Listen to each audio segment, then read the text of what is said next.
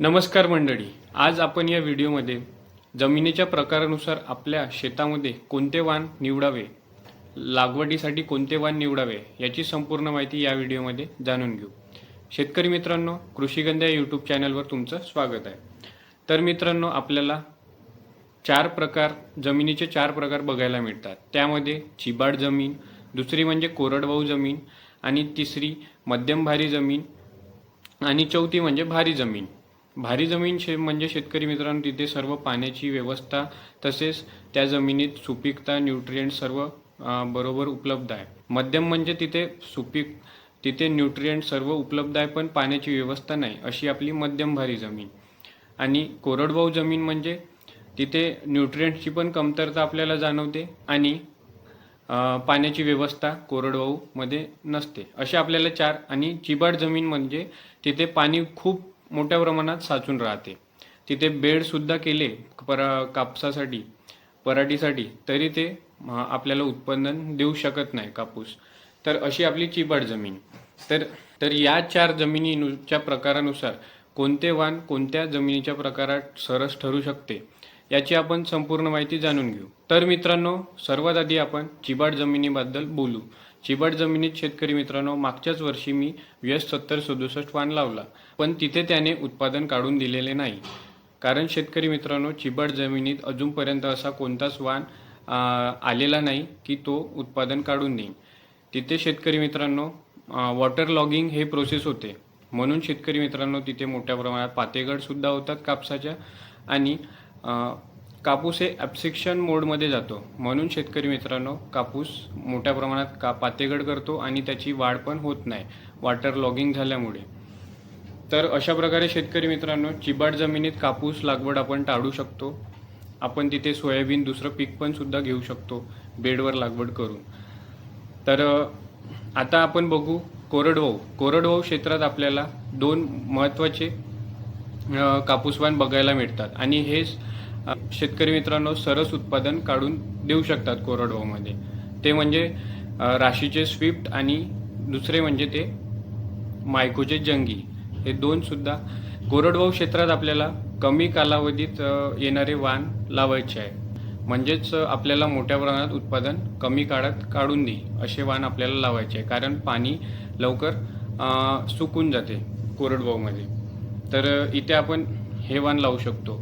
मध्यम भारी जमिनीत आपला कापूसवाण, आपण खूप सारे कापूसवाण उपलब्ध आहे मध्यम भारी जमिनीत.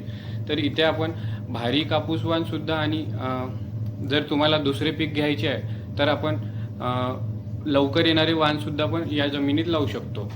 तर शेतकरी मित्रांनो, इथे आपल्याला मोठ्या प्रमाणात कापूसवाण बघायला मिळते.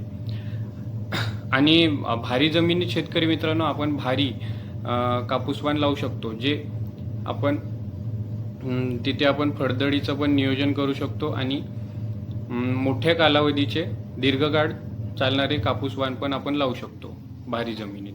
तर अशा प्रकारे शेतकरी मित्रांनो, जमिनीच्या प्रकारानुसार आपण कापूसवाण निवडले पाहिजे.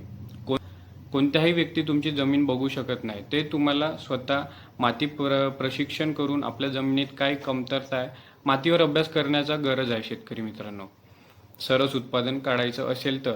अशा प्रकारे आपण लागवड करू शकतो जमिनीच्या प्रकारानुसार.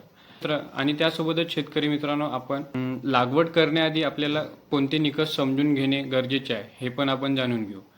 शेतकरी मित्रांनो, कापसाचे बियाणे टोपताना आपल्याला 2-3 एकाच जागी टोबायचे नाही आहे. तिथे एकच बी टाकणे गरजेचे आहे, म्हणजे त्याला मोठ्या प्रमाणात त्याची उगवण क्षमता. आता शेतकरी मित्रांनो, उगवण क्षमता कापूस बियाण्याची 70 ते 80% झालेली आहे. मग तिथे 2-3 बिया टाकून तुम्ही त्या एका झाडाला स्पर्धा निर्माण करतात.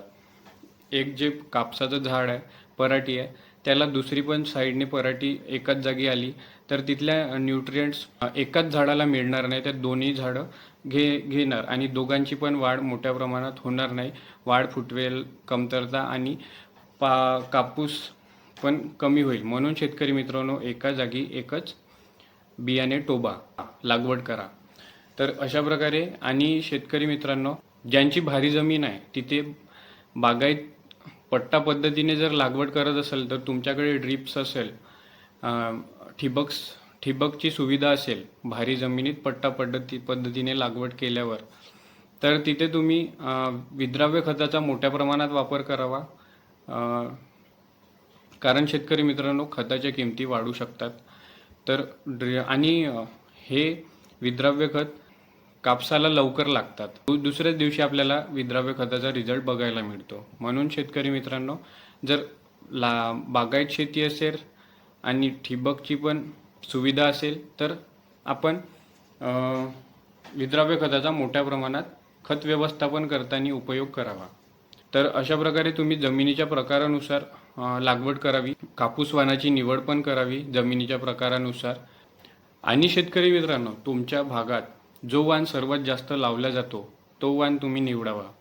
बाकी कोणाचे न ऐकता तुमच्या क्षेत्रात जो वाण लावला जातो मोठ्या प्रमाणात, तो तुम्ही त्या वाणाची मोठ्या प्रमाणात जास्त लागवड करू शकता.